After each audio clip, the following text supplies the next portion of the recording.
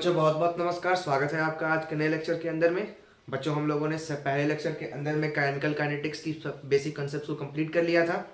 आज आगे बढ़ता हूँ। सॉरी बच्चों, कल वीडियो अपलोड नहीं हो पाई थी, लेकिन कोशिश यही रहेगी कि आज आपकी टॉपिक्स के अंदर में मैं first order reaction, second order reactions, molecularity of the reaction और कोलिजन थ्योरी तक के सारे कंसेप्ट को खत्म कर दूं।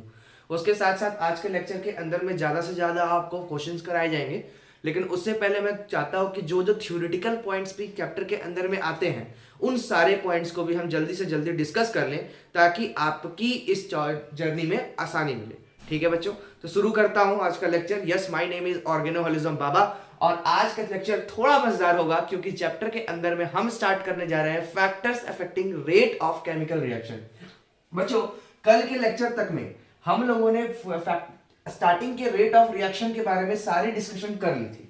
ठीक है, आज के लेक्चर के अंदर में हम डिस्कशन करने जा रहे हैं कि कोई भी factors, what are the factors which can be affecting the rate of reaction.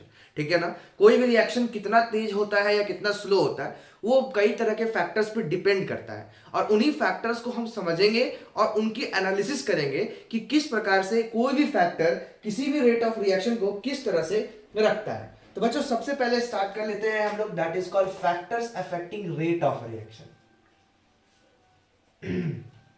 Notes बनाना है और मेरे बात को फॉलो करना है। रेट्स ऑफ रिएक्शन, ठीक है, factors affecting rate of reaction.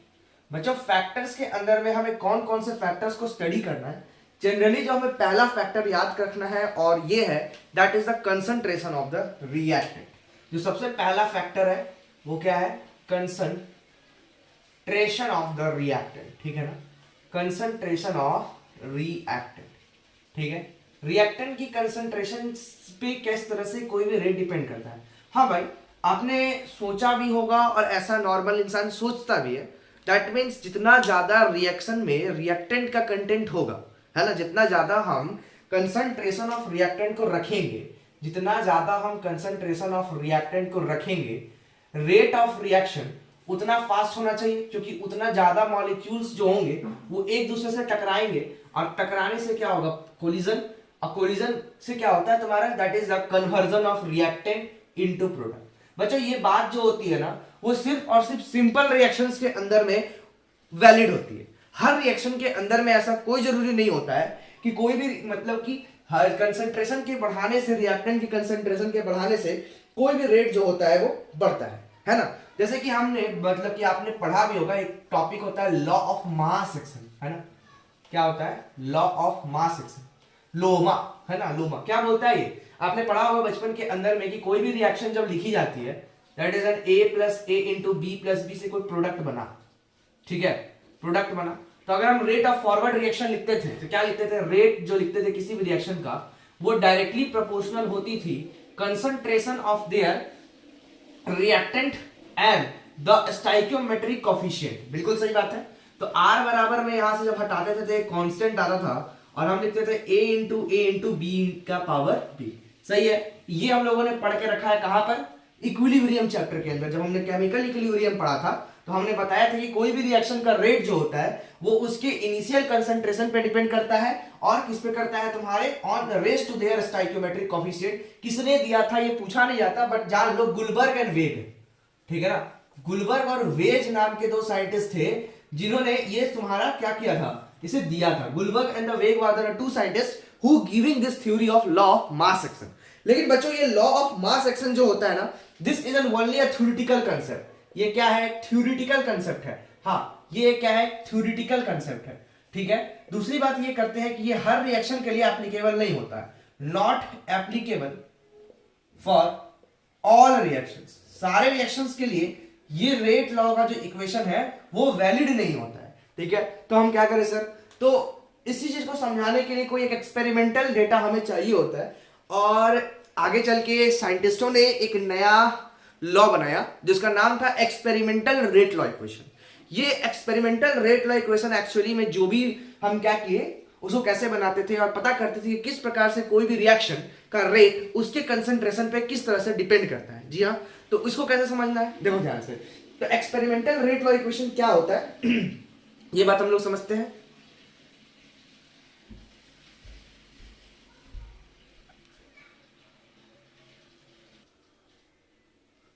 आगे बढ़ते हैं हम लोग, that is experimental rate law equation को हम समझते हैं।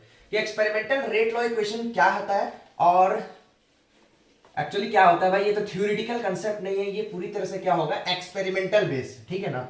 एक्सपेरिमेंटल बेस्ड कंसेप्ट होता है जिसको हम लोग बोलते हैं एक्सपेरिमेंटल रेट लॉ इक्वेशन। समझो, rate law equation actually just like लोमा ही है, ठीक है ना। क्या है, लोमा है, हाँ लोमा के जैसा ही होता है ये भी। और इसके अंदर में क्या बोला जाता है, बस ये क्या होता है, ये एक्सपेरिमेंटल, मतलब हम कह सकते हैं कि experimental equations which relates the concentration of the reactant, है ना, वो डिपेंड करता है कि कितने रिएक्टेंट के कंसंट्रेशन पे वो डिपेंड कर रहा है, विथ द कंसंट्रेशन वो तुमको बताएगा, ठीक है। तो हम स्टार्ट करने जा रहे हैं experimental rate law equation. Experimental rate law equation, ठीक है।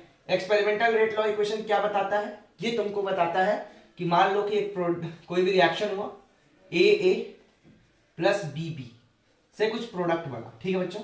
ये बोलता है ना कि R बराबर में K इंटू ए की पावर X इंटू बी की पावर Y।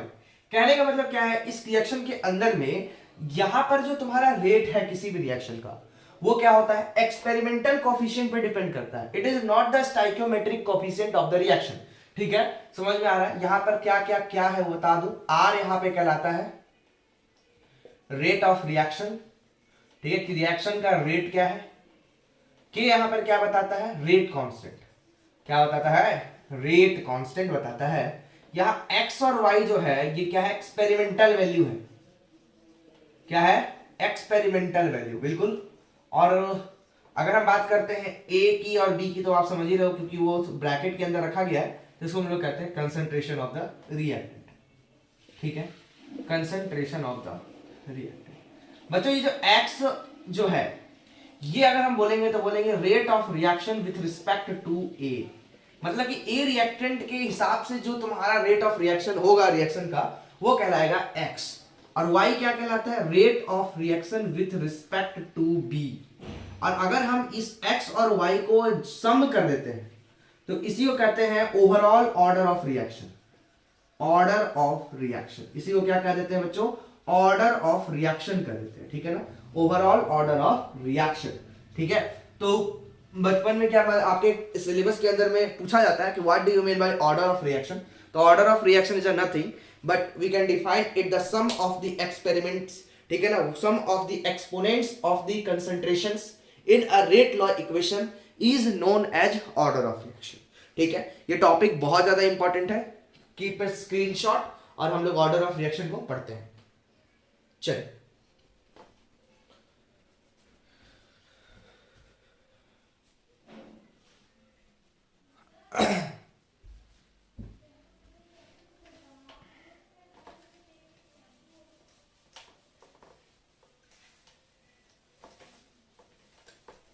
चैप्टर इजी है, कॉन्टेक्ट टेंशन। आज थोड़ा सा फास्ट रहूंगा, ठीक है, क्योंकि टाइम की कमी है यहाँ पे और आपके को मुझे ज्यादा से ज्यादा सवालों को प्रैक्टिस कराना है, ठीक है। तो let's move towards the order of reaction, ठीक है ना। ऑर्डर ऑफ रिएक्शन के बारे में कुछ पॉइंट्स हैं जो कि बहुत ज्यादा इंपॉर्टेंट है, याद रखना है आपको। और ये सारे पॉइंट्स एग्जाम में आएंगे कि पहले डिफाइन करने बोलेगा, define the order of reaction, ठीक है, very important for this exam, ठीक है। सीबीएसई में आने की चांसेस बहुत हाई है इसकी। सबसे पहले बोला जाता है कि डिफाइन ऑर्डर ऑफ रिएक्शन, तो हम क्या बोलेंगे, सम ऑफ द एक्सपोनेंट्स, ठीक है ना, sum of the exponents of the concentration terms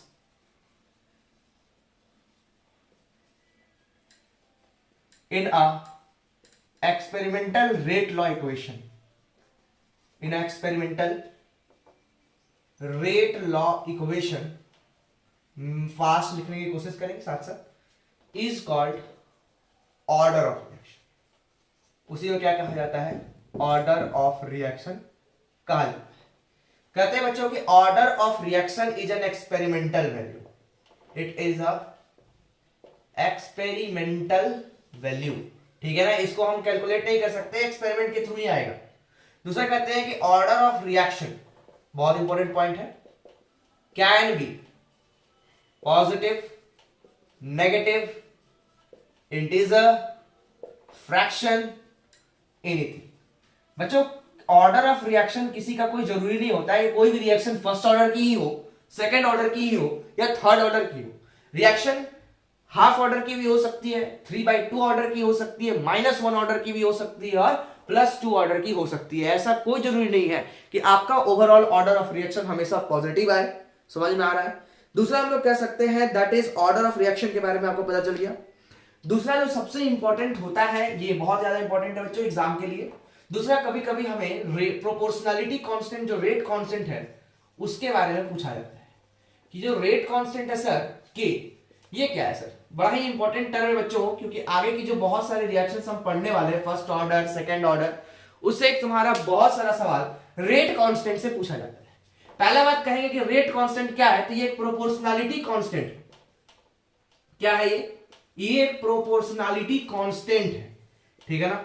ये क्या है, एक प्रोपोर्शनलिटी कांस्टेंट है। ये क्या है तुम्हारा, एक प्रोपोर्शनलिटी कांस्टेंट है किसका, एक्सपेरिमेंटल रेट लॉ इक्वेशन का। तो एक्सपेरिमेंटल रेट लॉ इक्वेशन का क्या है, ये एक प्रोपोर्शनलिटी कांस्टेंट है। Proportionality constant of experimental rate law equation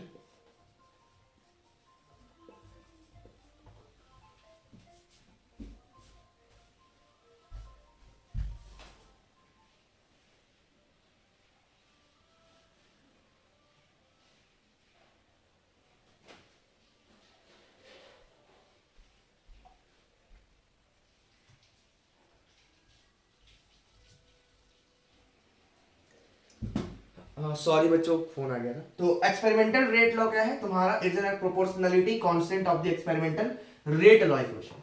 दूसरा कहते हैं ना कि just like age of the rate law, ठीक है, कोई भी रिएक्शन का रेट जैसे कंसंट्रेशन पे डिपेंड करता है, रेट ऑफ रिएक्शन जो होता है it is not depending upon the concentration of the reactant, ठीक है ना।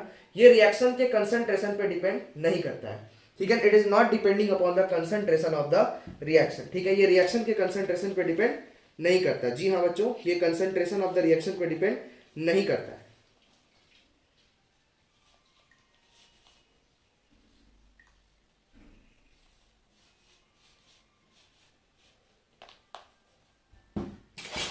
ठीक है, कंसंट्रेशन ऑफ द रिएक्शन पे डिपेंड नहीं करता है। आगे बढ़ते हैं बच्चों, सेकंड के अंदर में बात करते हैं प्रोपोर्शनलिटी कांस्टेंट में कि it does not depend upon, sorry यार कभी कभी हो जाती है, भूल गया था बंद करना फोन को। It does not depend on the concentration of reactant, ठीक है ना। कंसंट्रेशन ऑफ द रिएक्टेंट पर नहीं डिपेंड करता है, बट ये डिपेंड करता है नेचर पर। किस पे, नेचर ऑफ रिएक्टेंट, आगे समझेंगे, ठीक है। दूसरा, it depends upon the temperature of the reaction, और third one is known as catalyst, catalyst, ठीक है। ये तीन चीज के ऊपर में रेट लॉ का जो रेट कांस्टेंट है वो डिपेंड करता है। क्या क्या बताया मैंने कि ये जो होता है वो किस पे नहीं डिपेंड करता है, कंसंट्रेशन ऑफ रिएक्टेंट पे डिपेंड नहीं करता। ये बात बहुत बार पूछी जा चुकी है एग्जाम के अंदर में कि क्या rate constant is depending upon, ऐसा सवाल ही बता देगा, सिंपल सवाल बनाएगा और आप फंस जाओगे। क्वेश्चन बोलेगा कि, क्वेश्चन बोल देगा ना कि फर्स्ट ऑर्डर रिएक्शन, ठीक है, एक फर्स्ट ऑर्डर रिएक्शन दी गई है और कहा गया कि the initial concentration of the reactant is an 4 mole per litre, ऐसा बोल देगा, ठीक है, 4 मोल per litre, and the final concentration will become 3 mole per litre, ठीक है, घट के कुछ 3 मोल पर लीटर हो गया। पूछा जाएगा कि the rate constant of the first order reaction, पहले जो था वो क्या था तुम्हारा, रेट कांस्टेंट इज समथिंग, कुछ भी दे सकता है आपको, जैसे एग्जांपल मैं दे रहा हूं 42 दे दिया मैंने, ठीक है ना, इसका तुम्हारा दे दिया मैंने 42%, ये दे दिया मैंने, ठीक है। और आपसे पूछ लेगा find the new rate constant, new rate constant, नया रेट कांस्टेंट बता दो after t is equal to 2 second, ठीक है ना। फाइनल रेट कांस्टेंट का वैल्यू बता दो after t is equal to 2 second. भाई साहब आपका आंसर 2 सेकेंड हो, 10 सेकेंड हो, 50 सेकेंड हो, आपका रेट कांस्टेंट का वैल्यू हमेशा क्या आएगा, 42% ही आएगा। क्यों आएगा सर, क्योंकि यही आना ही है, क्योंकि it is not depending upon the concentration of the reactant. तो अगर आपसे डायरेक्ट पूछ ले एसएसएल रीजन में, या फिर आपसे क्या करे वो न्यूमेरिकल के फॉर्मेट में पूछ सकता है, ऐसा कोई दिक्कत की बात नहीं है। दूसरा एक, लेकिन ये क्या है, नेचर पे डिपेंड करता है सर कि रिएक्शन का नेचर क्या है ना। कि रिएक्टेंट किस तरह का है, एक्सप्लोसिव है या नहीं है वो डिपेंड करेगा। दूसरा it is depending upon the temperature and third is called the catalyst. आगे समझेंगे किस प्रकार से कौन कौन सा चीज किसके किस पे डिपेंड करती है, सारी बातें आपकी क्लियर की जाएंगी। आगे बढ़ा जाए, समझ में आ रहा है? आगे बढ़ता हूं बच्चों। कहते हैं कि जो ये रेट कांस्टेंट होता है ना, जैसे रेट कांस्टेंट का जो यूनिट होता है ये भी वेरिएबल होता है। कहते अजीब तरह का प्राणी है ये, है ना। इसका जो तुम्हारा रेट कांस्टेंट का जो वैल्यू होता है that means called unit, it is also changes, ठीक है, with respect to the different type of order, ठीक है। अलग अलग ऑर्डर के लिए अलग अलग रेट कांस्टेंट डिफाइन की जाती है। अलग अलग ऑर्डर के लिए अलग अलग रेट कांस्टेंट डिफाइन की जा सकती है। देखो कैसे बताता हूं। जैसे कि मैं समझा दूं कि जैसे कि मान लो कि कोई मैं nth ऑर्डर का रिएक्शन लिखता हूं, वो भी एक प्रॉपर्टी है, याद रखना सब कोई कि क्या बोला मैंने कि जो रेट कांस्टेंट होती है, ठीक है, it is also a variable and depend upon the unit, it is depending on the units of order. चलो nth ऑर्डर का मैं एक रिएक्शन लिखता हूं जिसमें से a जो है वो प्रोडक्ट में कन्वर्ट हुआ। अगर मैं इसका एक्सपेरिमेंटल रेट लॉ इक्वेशन लिखूं तो मैं लिखूंगा r बराबर k इंटू ए की पावर n, ठीक। k बराबर क्या लिखूंगा मैं, r अपॉन ए की पावर n, बोलो ना। अच्छा रेट क्या होता था, रेट मतलब समय ना, कंसंट्रेशन को समय से डिवाइड कर दी मतलब मोल, ठीक है ना। पर लीटर, पर टाइम लिख दूं या सेकंड लिख दूं, टाइम ही सेकंड लिखता हूं, मैक्सिमम टाइम सेकंड ही मिलेगा आपको, ठीक है। और यहां बात कर लेता हूं ए का, या फिर जनरली रहने जाए, क्या कुछ भी रहे, क्या दिक्कत है। चलिए आगे बढ़ता हूं। ए क्या है यहां पर, दैट इज कंसंट्रेशन। कंसंट्रेशन क्या होती है बच्चों, मोल होती है, मोल होती है, पर लीटर होती है, और इसकी पावर क्या हो जाएगी n, ठीक है बच्चों। तो k कैन बी रिप्रेजेंटेड, देखो ध्यान से, मोल लिख सकता हूं, ये मोल ऊपर जाएगा तो क्या हो जाएगा, मोल की पावर माइनस n। हाँ सर, यहां पर क्या है तुम्हारा, लीटर की पावर -1 से पहले से था ही, और यहां पर फिर देखो ये क्या हो जाएगा, लीटर की पावर n, बोलो। और उसके साथ साथ क्या हो जाएगा, टाइम। तो अगर मैं ध्यान से देखूं तो k क्या हो जाएगा बच्चों, कि k इज इक्वल टू मोल की पावर 1 माइनस n, लीटर की पावर n-1 और time. This is the general equation two calculate the rate constant का यूनिट, ठीक है ना। तो unit of the rate constant can be calculated with this general equation, that is mole की power 1 minus n, litre की power n-1 and time की power -1। समझ लो भाई कैसे कैसे। जैसे कि आपसे कोई पूछे जीरो ऑर्डर रिएक्शन है सर, कौन सी रिएक्शन है, जीरो ऑर्डर, भाई इसको मजाक ना लेना, कभी कभी रिएक्शन को लिख देगा वो, ठीक है ना। उसी को सिर्फ क्या करेगा, वो रिएक्शन मतलब बताएगा नहीं कि वो किस ऑर्डर का रिएक्शन है, और आपसे हर सवाल पूछ लेगा वो इंटीग्रेटेड रेट लॉ में। तो उससे आप कैसे पता कर पाओगे, with the help of unit of के, ठीक है। के की यूनिट से आप निकाल सकते हो। अच्छा के की यूनिट में अगर n की वैल्यू 0 पुट करो, n की वैल्यू क्या होगी, ऑर्डर क्या होगा, n यहाँ पर क्या है भाई, ऑर्डर है, n क्या है, ऑर्डर ऑफ रिएक्शन है, बिल्कुल सर, ऑर्डर ऑफ रिएक्शन है, ठीक है। तो n यहां पर अगर मैं 0 पुट करता हूं तो k की यूनिट क्या बन जाएगी, मोल की पावर 1 माइनस 0, लीटर की पावर 0 माइनस 1, और सेकंड में ले लेता हूं एक क्वेश्चन के लिए, तो k can be represented as mole per litre पर सेकंड। तो अगर आपको कोई जीरो ऑर्डर रिएक्शन दी हुई होगी तो you can easily find out the order of the reaction by seeing their unit. अगर मान लो कि मेरे पास एक फर्स्ट ऑर्डर रिएक्शन है, कौन सी रिएक्शन है, first order reaction. First order reaction के लिए n की वैल्यू क्या लोगे, 1। तो n को थोड़ा 1 पुट करके देखो तो k इज इक्वल टू मोल की पावर 1 माइनस 1, लीटर की पावर 1 माइनस 1, बोलो ना, और टाइम को मैं टाइम में ले लूं या सेकंड में लूं, कोई दिक्कत नहीं है। देखो ध्यान से, ये जीरो, ये भी खत्म हो गया, ये भी खत्म हो गया, एक्चुअली में k की यूनिट क्या आ गई, पर सेकंड। तो अगर k की यूनिट पर सेकंड में आती है तो आप समझ लेना कि वो कौन सा है, फर्स्ट ऑर्डर काइनेटिक्स है। उसी प्रकार से आप किसी भी रिएक्शन के ऑर्डर को हलवे की तरह निकाल सकते हो विद दिस फॉर्मूला। तो ये जुगाड़ याद रखना है बच्चों, बहुत ज्यादा इंपॉर्टेंट है, ठीक है। चलिए भैया आगे हम लोग बढ़ जाते हैं, how to find the rate law. देखो यहाँ पे दो तरीका मेरे पास है रेट लॉ निकालने के। जनरली बच्चे इस क्वेश्चंस को, जैसे जो नहीं आता है, याद है सभी कोई डेटा वाला पेपर एनसीईआरटी के अंदर में जब आप इंटेक्स और टेक्स्ट क्वेश्चंस को खोलोगे, ज्यादातर तो वो टेक्स्ट में ही है, तो आपको देखने को मिलेगा ना कि बहुत सारे ना बॉक्स वाले सवाल मिलेंगे, इसमें एक्सपेरिमेंटल वैल्यूज लिखी होती है और उस एक्सपेरिमेंटल वैल्यूज के थ्रू आपसे order of reaction, rate of reaction, या फिर कभी कभी आपसे क्या पूछ सकता है, पूरा ओवरऑल रेट लॉ लिखने के लिए बोलता है।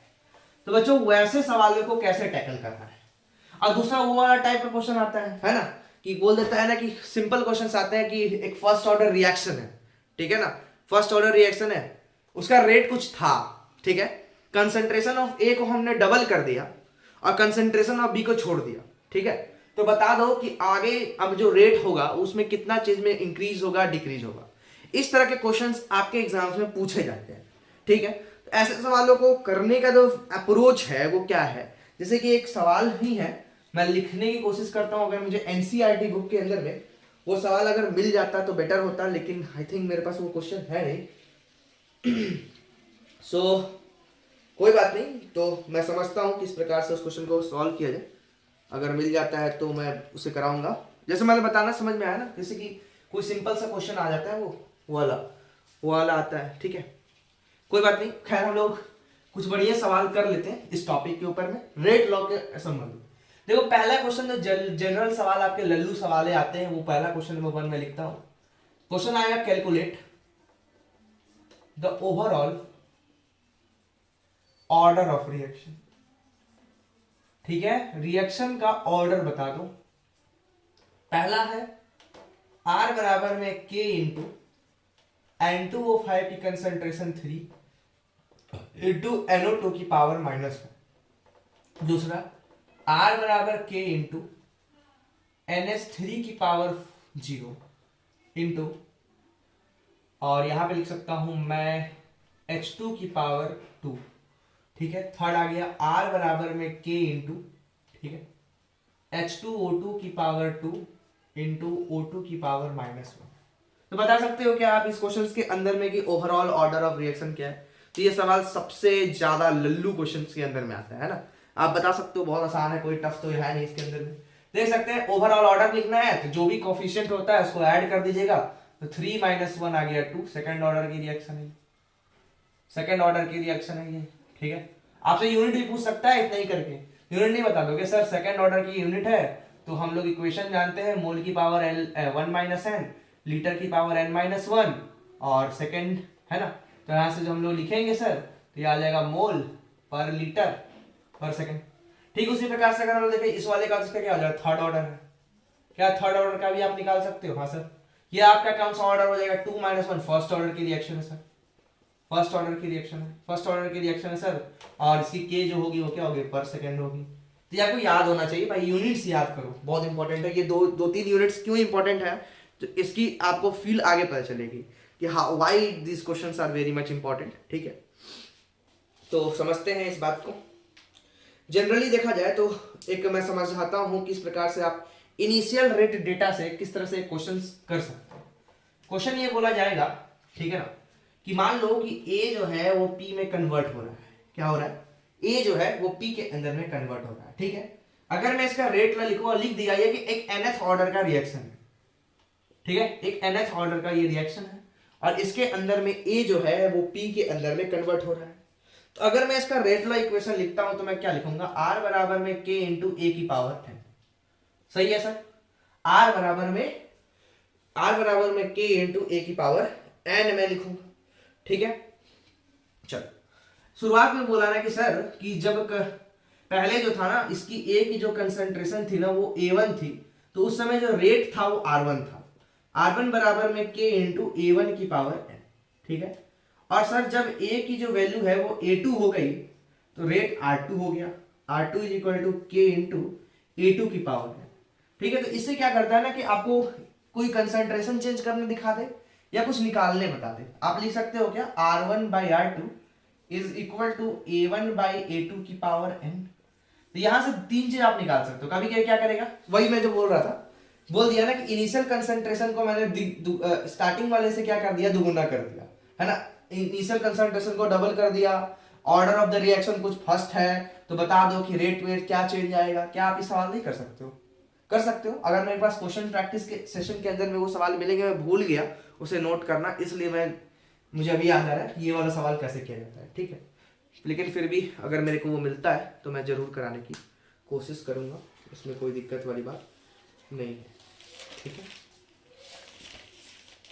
चलो एक तगड़ा सवाल कर लिया जाए क्या, एक तगड़ा सवाल कर लिया जाए क्या।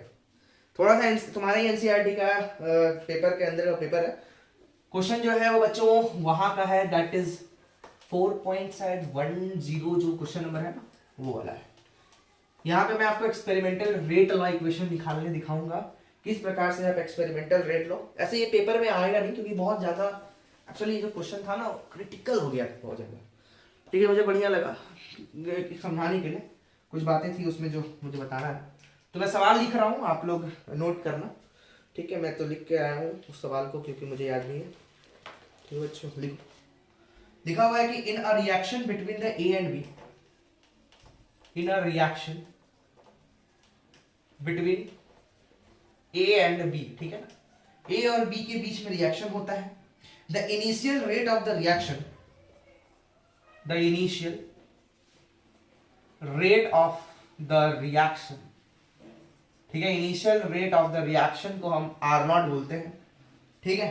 was measure for the different, was measure for the different, was measured for the different initial concentration of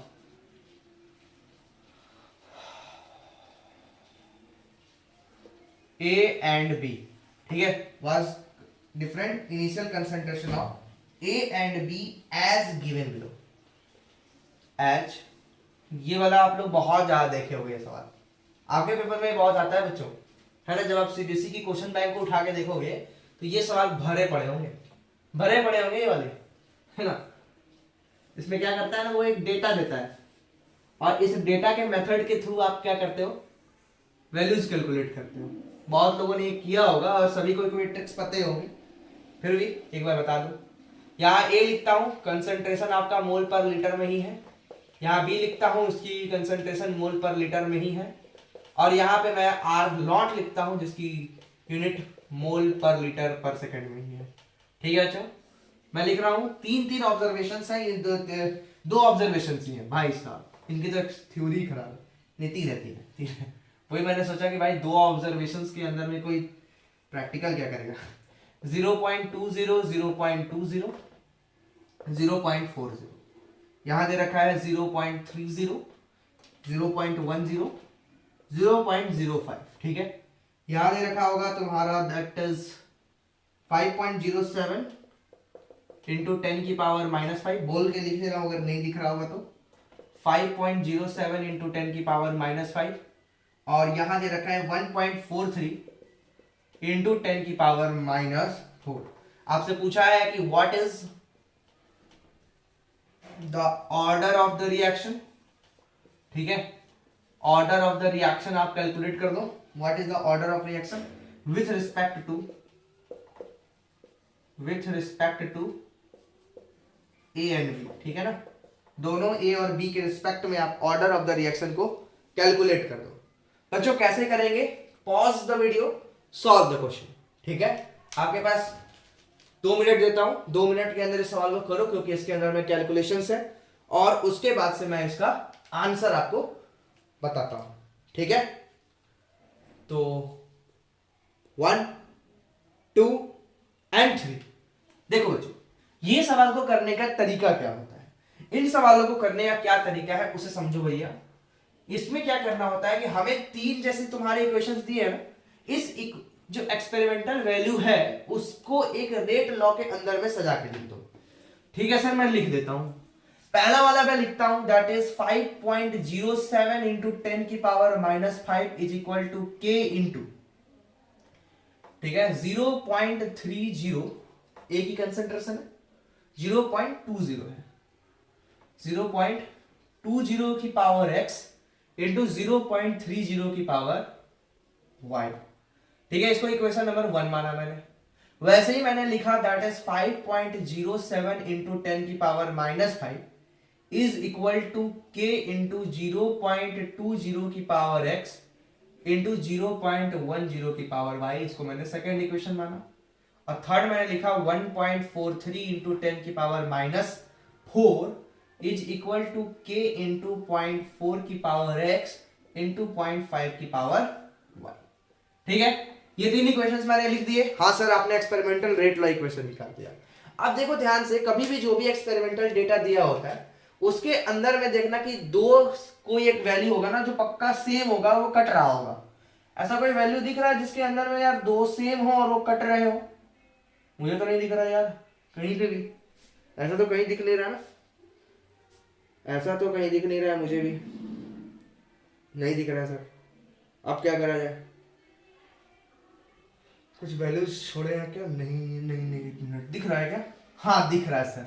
equation number 1 को अगर इक्वेशन नंबर 2 से सर मैं डिवाइड दे दूं ना तो कुछ हो सकता है। तो लिखता हूं ना, किसी को डिवाइड करके क्या आ जाए, कुछ तो आएगा जिंदगी में, है कि नहीं? कुछ तो आएगा भाई। चलो देखो, तो मैं क्या करता हूँ 5.07, ये क्या है, कौन सा मार्कर निकल जा रहा है? आपने ब्लू निकल रहे, ब्लू है कि नहीं दुनिया में? हाँ, 5.07 इंटू 10 की पावर -5 इज इक्वल टू 0.0 की पावर x इंटू 0.30 की पावर y। ठीक है, इस इक्वेशन को मैंने डिवाइड दे दिया 5.07 इंटू 10 की पावर -5 के साथ इज इक्वल टू के तो कट ही रहा है ना, उसको मैं इसलिए नहीं लिख रहा हूँ, 0.0 की पावर टैक्स इंटू 0.10 की पावर y। बच्चों एक इंटरेस्टिंग बात ये है इस पूरे इक्वेशन के अंदर में कि ये और ये जो वैल्यू है, कौन सी वैल्यू आई, ये और ये कट रही है। हाँ सर, एक्सेस कट गया, y की वैल्यू आपको मिल जाएगी। तो 1 बराबर आ रहा है 0.30 अपॉन 0.10 की पावर y, मतलब 3 आ रहा है कुछ। अच्छा बच्चों, यहां पर 3 मतलब ये क्या है, तुम्हारा रेशियो है ना, रेशियो का 1 आना मतलब रेट जो पहले था वही रेट बाद में है। मतलब जो ये तुम्हारा y है ना, ये y जो है it does not depending upon the rate of reaction. 1 आने का क्या अर्थ होता है भाई? 1 आने का मतलब ये होता है कि जो रेट पहले था वही रेट बाद में है, जो रेट पहले था वही रेट रिएक्शन के बाद में है। मतलब y यहाँ पे एक एक्सपेरिमेंट है ना, ये क्या बताता है? ऑर्डर। ऑर्डर क्या होता है? मतलब कि जो रेट पहले था वो कहीं कोई बदला वाला नहीं है। मतलब कि इस वाले वैल्यू पे तो ये डिपेंड ही नहीं कर रहा, तभी तो इसको कोई फर्क नहीं पड़ रहा है, ये तो पहले से गेम से आउट है। नहीं समझ में आया? इसीलिए यहां पर y की वैल्यू क्या आएगी? 0। हाँ सर। अब हमें क्या करना है ना कि x की वैल्यू फाइंड करने की कोशिश करनी है कि कहीं से मेरे को x निकल जाए भाई, कोई जिंदगी में मुझे x दे दो। अरे x नहीं चाहिए भाई, x लेके क्या करोगे? नहीं होनी चाहिए, है ना? x नहीं, पर x गलत चीज होती है, ठीक है कि नहीं? x नहीं लेना है जिंदगी में, x से काम नहीं चलेगा। तो x नहीं चाहिए सर, तो आपको चाहिए क्या? कुछ तो चाहिए होगा, कुछ तो ले लो सर कुछ तो चाहिए होगा, कुछ तो ले लो सर। तो अच्छा, आप दिमाग लगाया जाए तो y पे तो सर रिएक्शन डिपेंड नहीं कर रहा है। हाँ, y पे सर रिएक्शन डिपेंड नहीं कर रहा है, ठीक है, तो मतलब y वाला का कोई मतलब नहीं है हमारे पास। अच्छा एक मिनट, 5.07 इंटू 10 की पावर -5 इज इक्वल टू 0.20 की पावर x इंटू 0.10 की पावर y। ठीक है सर, इसको ना मैं डिवाइड देना चाह रहा हूं 1.43 इंटू 10 की पावर -4 के साथ, और यहां मैं लिख दिया 0.40 की पावर x इंटू 0.05 की पावर y। बच्चों y पे तो डिपेंड ही नहीं कर रहा, तो इसको लिखना कोई मतलब नहीं बनता है। रिएक्शन के अंदर में तो y डिपेंड ही नहीं कर रहा, ये तो पहले से पता चल गया कि y की पावर 0 है कि नहीं? अब बस यहां से आपको कैलकुलेशन कर लेना है, 2/4 है और ये 1.47 है। अगर यहां से आप कुछ कैलकुलेशन कर सकोगे, थोड़ा सा लॉग लगाना पड़ेगा यार ये वाला में, ऐसे आंसर आएगा नहीं, क्योंकि देख सकते हो कि इसके अंदर में ना वैल्यूज बहुत ज्यादा कट कुट रही है, इसके अंदर में लॉग लगाना होगा, ऐसे नहीं आएगा आंसर। इतना आसान नहीं है इसका आंसर लाना, इसका आंसर लाना इतना आसान नहीं है।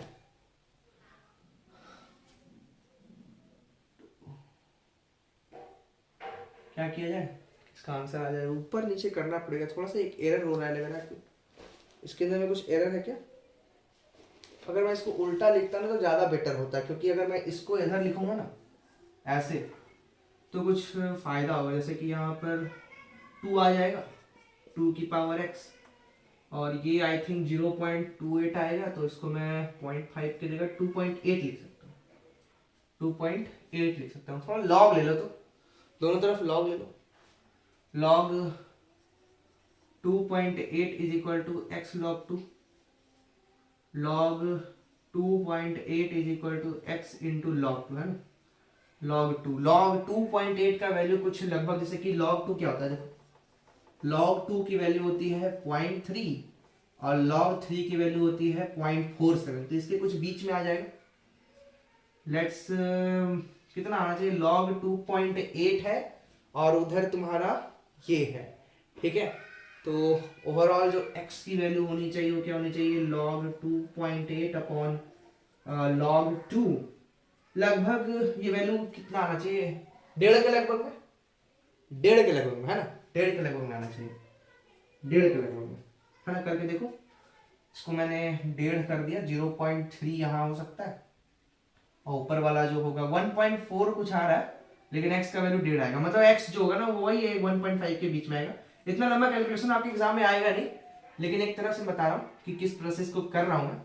तो ओवरऑल अगर मैं इसका रेट लिखना चाहूँ तो मैं क्या लिखूंगा कि रेट जो होगा उसका वो क्या होगा, k इंटू ए की पावर 3/2, ऐसा लिख सकता हूँ। हाँ सर 1.5 है और b पे तो डिपेंड ही नहीं कर रहा है, ठीक है। तो overall order of the reaction कितना हो जाएगा, 1.5। तो वही मैं समझाना चाह रहा था आपको, मैंने थ्योरी में बताया कि रेट ऑफ रिएक्शन जो होता है ये पॉजिटिव, नेगेटिव, इंटीजर या फिर फ्रैक्शन कुछ भी आ सकता है, ठीक है। ये सवाल थोड़ा सा बढ़िया सवाल था, आपके पेपर में अगर पूछा भी जाएगा तो ये जो डेटा होगा ना वो बहुत ज्यादा इजी दिया जाएगा।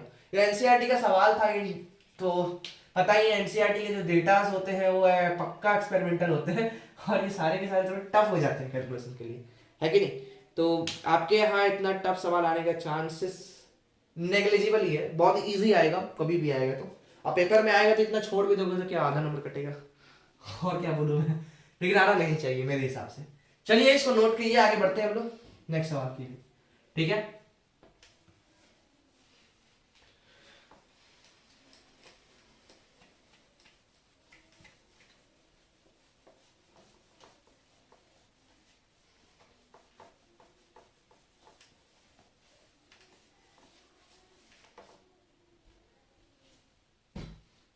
चलो सेकंड क्वेश्चन लिखना, बहुत ही ठीक सवाल है ये वाला जो सवाल है वो पेपर में आ सकता है, बढ़िया सवाल है। क्वेश्चन ये थोड़ा मुझे एक्चुअली मेरे पास ना दिक्कत क्या है कि मैं बहुत ज़्यादा अच्छा से बता नहीं पा रहा हूँ क्योंकि मेरे पास स्मार्ट बोर्ड नहीं है, लिखना पड़ रहा है बहुत ज़्यादा। Rate of the reaction between the A and B gets 9 times, ठीक है, गेट्स 9 टाइम्स, ठीक है ना। Rate of the reactions between the A and B becomes 9 times, ठीक है ना, when the concentration of only A is triple, ठीक है, when a concentration of A is triple for a second order reaction, ठीक है। Second order reaction दी रखी है और उस रिएक्शन में बोल रहा है कि rate of reaction between the A and B gets 9 times when the concentration of only A is a triple, ठीक है। अब सवाल ये बोल रहा है कि if the concentration of both A and B will double the rate of reaction will become, ठीक है। ये सवाल आपके एग्जाम में आ सकता है, ऐसे जो आने वाला है मुझे पता है कौन सा आएगा, वो आप जरूर एनसीईआरटी करके देखिएगा, वो बहुत ही फेमस सवाल है और वो बहुत ज्यादा यूजफुल भी क्वेश्चन है, ठीक है। तो rate of reaction between the A and B, तो आपको देखो आर बराबर में के इंटू ए पे भी डिपेंड कर रहा है और बी पे भी डिपेंड कर रहा है, ठीक है। यही रिएक्शन का हम लोग रेट लॉ लिखेंगे। हाँ सर, ऑर्डर ओवरऑल ऑर्डर यहाँ पे 2 आ रहा है।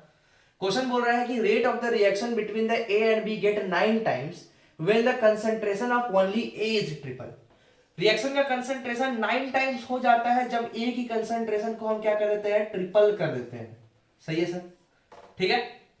अगला बोल रहा है कि for a second order reaction if the concentration of the both A and B will be double, अगर हम लोग दोनों की कंसंट्रेशन को डबल कर दे, किसको, ए की कंसंट्रेशन को भी और बी की कंसंट्रेशन को भी, तो हमसे पूछा ये जा रहा है कि नया रेट क्या होगा। थोड़ा सा पेचीदा सवाल नहीं है, हलवा सवाल है। हम क्या करेंगे, आर डैश बटे 9r इज इक्वल टू, यहां क्या लिखा जाएगा बेटे 2a/3a, ठीक है, इंटू यहां क्या लिखा जाएगा बेटे 2b/p, सही है। तो यहां आ जाएगा 9 r डैश बटे 9r इज इक्वल टू, देखो a से a कट जाएगा 2/3 है ना, और यहां आ जाएगा इंटू 2, सही है, 4/3 मतलब r dash is equal to 4/3 into 9r, ठीक है। तो r dash will become 3 3 9 12r, मतलब कि रेट कितना हो जा रहा है, 12 टाइम्स इंक्रीज कर जा रहा है। तो यही सवाल का आंसर होगा, hence the rate will becomes 12 times, ठीक है। रेट क्या हो जाएगा तुम्हारा, 12 गुना हो जाएगा, रेट क्या हो जाएगा तुम्हारा 12 गुना हो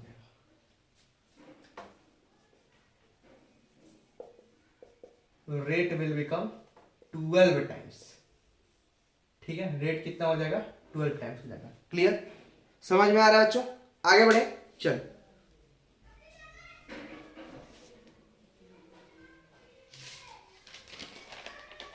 अब हम लोग ना डिफरेंट टाइप्स ऑफ रिएक्शंस पे आते हैं, ठीक है ना। रिएक्शन कितने तरह की होती है, थोड़ी थ्योरी पे आता है। ये 2-3 टाइप के सवाल आपके पेपर में पूछे जाते हैं, आप कर पाओगे नो डाउट, ठीक है।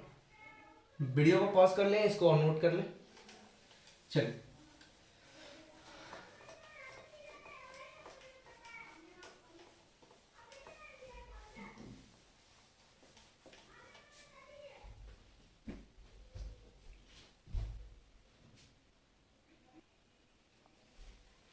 चलिए अगला सवाल के अंदर में हम लोग मूव करते हैं, ठीक है। अगला टॉपिक हमारा जो है वो है टाइप्स ऑफ रिएक्शन, ठीक है। हम समझने जा रहे हैं टाइप्स ऑफ रिएक्शन, ठीक है।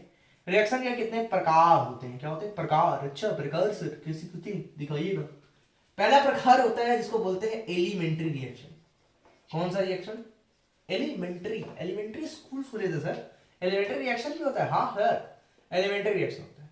बच्चों एलिमेंट्री रिएक्शन क्या होते हैं, एलिमेंट्री रिएक्शंस ऐसे रिएक्शंस होते हैं जो सिंगल स्टेप में कंप्लीट हो जाए। इन रिएक्शन के अंदर में कोई खास इंटरमीडिएट स्टेप्स नहीं आते हैं। इनके अंदर में क्या होता है कि जो भी रिएक्शन होता है वो कि एक ही स्टेप के अंदर में कन्वर्ट हो जाएगा, ठीक है ना। दीज रिएक्शन, ठीक है ना, are completed in single step, ठीक है ना।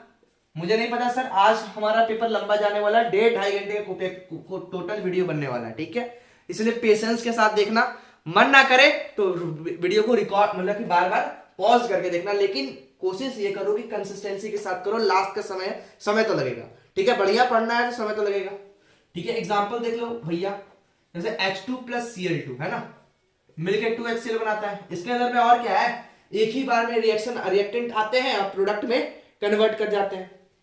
दूसरा आप ऑर्गेनिक का एक रिएक्शन जानते हो, उसको बोलते हैं SN2 रिएक्शन, ठीक है। SN2 रिएक्शन में क्या होता है आपको पता होगा। SN2 रिएक्शन में जस्ट एग्जांपल में देता हूं कि एक अल्काइल हैलाइड होती है और इस अल्काइल हैलाइड के पीछे यहां पर एक न्यूक्लियोफाइल होता है, ठीक है। ये अल्काइल हैलाइड का जो ये बॉन्ड है ये टूटता है और इधर से ये बॉन्ड बनता है ना। यहां से क्या होता है, ये बॉन्ड जो होता है वो ब्रेक करते चला जाता है, ये बॉन्ड जो होता है वो ब्रेक होता है और इधर से ये बॉन्ड का फॉर्मेशन स्टार्ट हो जाता है। उसके बाद में क्या होता है, ये न्यूक्लियोफाइल आकर इस अल्काइल हैलाइड के साथ जुड़ जाता है और ये जो X है वो लीविंग ग्रुप के जैसा बाहर हो जाता है। होता है कि नहीं होता है, ठीक है। ये जो X होता है वो क्या होता है, लिविंग ग्रुप के जैसा बाहर हो जाता है। तो ये जो रिएक्शन है वो सिंगल स्टेप रिएक्शन, इसके अंदर में कोई एक्स्ट्रा स्टेप नहीं है। इसी स्टेप को ट्रांजिशन स्टेट बोल देते हैं और यहीं पर तुम्हारा न्यूक्लियोफाइल आया और बैक साइड से इसको अटैक करके प्रोडक्ट बना लिया, ठीक है। इस रिएक्शन को हम लोग क्या कहते हैं बच्चों, एलिमेंट्री रिएक्शन बोलते हैं। दूसरा रिएक्शन का जो टाइप होता है उसको बोलते हैं कॉम्प्लेक्स रिएक्शंस। कौन सा रिएक्शंस, कॉम्प्लेक्स रिएक्शन। बच्चों कॉम्प्लेक्स रिएक्शंस क्या होते हैं कि दीज रिएक्शंस, ये जो रिएक्शंस होते हैं, ठीक है ना, these reactions are completed in more than one step, ठीक है ना। एक स्टेप से ज्यादा में ये रिएक्शन कंप्लीट होंगे। कभी भी ये रिएक्शंस जो होते हैं वो क्या होते हैं तुम्हारे मोर देन वन स्टेप में कंप्लीट होते हैं, ठीक है। ऐसे रिएक्शंस को हम लोग क्या कहते हैं, कॉम्प्लेक्स रिएक्शन। जैसे कि एग्जांपल बताऊं तो मैं लिखूंगा SN1 रिएक्शन। बच्चों आपने SN1 रिएक्शन पढ़ा है? हाँ सर, SN1 रिएक्शन एक स्टेप पे नहीं होता है। क्या होता है, सबसे पहले सॉल्वेंट के प्रेजेंस में कोई भी अल्काइल हैलाइड हमने लिया, ठीक है, कोई भी अल्काइल हैलाइड लिया, वो क्या होता है सॉल्वेंट के प्रेजेंस में, है ना भाई। सॉल्वेंट के प्रेजेंस में पहले क्या होता है, ये जो तुम्हारा ग्रुप होता है वो रिमूव होता है, और यहां पर क्या होता है, फॉर्मेशन होता है कार्बोकैटायन का। क्या फॉर्मेशन होता है, कार्बोकैटायन का। ये पहला स्टेप होता है, ठीक है ना, that is the formation of carbocation. ये स्टेप क्या होता है, हमारा रेट डिटरमाइनिंग स्टेप होता है ना, स्लोएस्ट स्टेप होता है। अच्छा, ये रेट डिटरमाइनिंग क्या है वो बताऊंगा। अगला स्टेप में क्या होता है, स्टेप 2 के अंदर में, जैसे कि स्टेप 2 के अंदर में क्या होता है कि जो अल्काइल हैलाइड का जो मेरे पास कार्बोकैटायन बना, इस कार्बोकैटायन के साथ न्यूक्लियोफाइल आएगा और इसके साथ अटैक कर लेगा, है ना भाई। तो यहाँ पे रिटेंशन ऑफ द कन्फिगरेशन और क्या होता है, inversion of the configuration led the formation of racemic mixture. सही है भैया। तो ये जो स्टेप है वो क्या है, कॉम्प्लेक्स रिएक्शन है, क्योंकि ये एक सिंगल स्टेप में कंप्लीट नहीं हो सकता है। इसमें क्या होगा कि तुम्हारा 2 डिफरेंट स्टेप के अंदर में रिएक्शन हुआ और फिर हमें फाइनल प्रोडक्ट मिला। ठीक है, समझ में आ रहा है भाई। हाँ, ये जो है वो क्या, देखो ध्यान से कि ये जो तुम्हारा ओवरऑल अगर हम रिएक्शन लिखते भी है ना, तो सिर्फ क्या मिला हमको, ये आया सॉल्वेंट मिला, न्यूक्लियोफाइल आया और रिएक्शन प्रोडक्ट मिल गया। ये जो तुम्हारा एक्चुअली में जो कार्बोकैटायन बना, इंटरमीडिएट जो बना, या इंटरमीडिएट सिर्फ आया प्रोडक्ट के अंदर में मिला क्या, नहीं सर, हमें कहीं पे भी ये रिएक्शन का ओवरऑल रिएक्शन में कहीं नहीं मिला। ये क्या है, एक इंटरमीडिएट है ना, जो आया और क्या हो गया, अपना काम किया और खत्म हो गया। समझ में आ रहा है बच्चों। आगे बढ़ते हैं, दैट मीन्स अब एक टर्म डिफाइन करने जा रहे हैं जो कि आपके पेपर में बहुत ज्यादा फेमस है और आई थिंक बहुत ज्यादा क्वेश्चंस पूछे जाते हैं उसके डेफिनेशन से, जिसको कहा जाता है मॉलिक्यूलरिटी ऑफ द रिएक्शन। ठीक है, ये चैप्टर आपके एग्जाम के अंदर में 4 मार्क का आने वाला है। तो 4 मार्क्स के लिए थोड़ा मेहनत तो कर सकते हैं ना, 2-2.5 घंटा तो इस पेपर को दे ही सकते हैं, है ना। एक चैप्टर को मैंने 2-2.5 घंटा में फिनिश करने की कोशिश की, आप पढ़ोगे तो समय लगेगा। कई तरह के सवालों को करने की कोशिश किया मैंने। चलिए बात कर लेते हैं, that is called molecularity of the reaction की। ठीक है, कि मॉलिक्यूलरिटी ऑफ द रिएक्शन क्या होता है। ठीक है, मॉलिक्यूलरिटी ऑफ द रिएक्शन क्या होता है, इसको हम लोग समझते हैं। ठीक है, देखते हैं।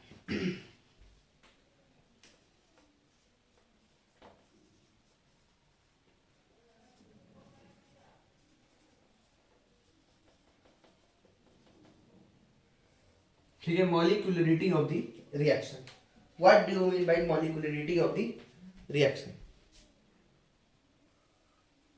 चलिए, मॉलिक्यूलरिटी ऑफ द रिएक्शन क्या होता है बच्चों। ये जो मॉलिक्यूलरिटी टर्म होती है ना, पहला बात तो ये जो मॉलिक्यूलरिटी टर्म है वो डिफाइन कैसे किया जाता है। एनसीईआरटी इसकी जो डेफिनेशन लिखती है वो बोलती है कि जितने number of the reacting species, ठीक है ना, चाहे वो एटम हो, चाहे वो आयन हो, चाहे वो एक मॉलिक्यूल हो, जो कि किसी भी एलिमेंट्री रिएक्शन के अंदर में टेक पार्ट करते हैं, मतलब क्या होता है, पार्टिसिपेट करते हैं। ठीक है ना, जो कि एक दूसरे से क्या होना चाहिए, मस्ट बी साइमल्टेनियसली बढ़िया से कोलाइड करना चाहिए, ताकि वह कभी भी क्या हो सके, एक प्रोडक्ट के अंदर में कन्वर्ट हो सके। ठीक है, इसे कहा जाता है मॉलिक्यूलरिटी ऑफ द रिएक्शन। तो मैं डेफिनेशन लिख रहा हूं मॉलिक्यूलरिटी का, आप लोग देखो, लिखो, ये वाला ही डेफिनेशन आपने एग्जाम में लिखना। ठीक है ना, बहुत सारे टीचर्स अलग अलग डेफिनेशन लिखवाते हैं, लेकिन आपको एनसीईआरटी वाला ही डेफिनेशन लिखना है तो लिखना है, क्योंकि जो डेफिनेशन एनसीईआरटी में दिया हुआ है वही सीबीएसई के टीचर्स मानते हैं। ठीक है, आप उल्टा सीधा लिखोगे आपकी नंबर काट ली जाएगी। ठीक है, तो क्या होता है, द नंबर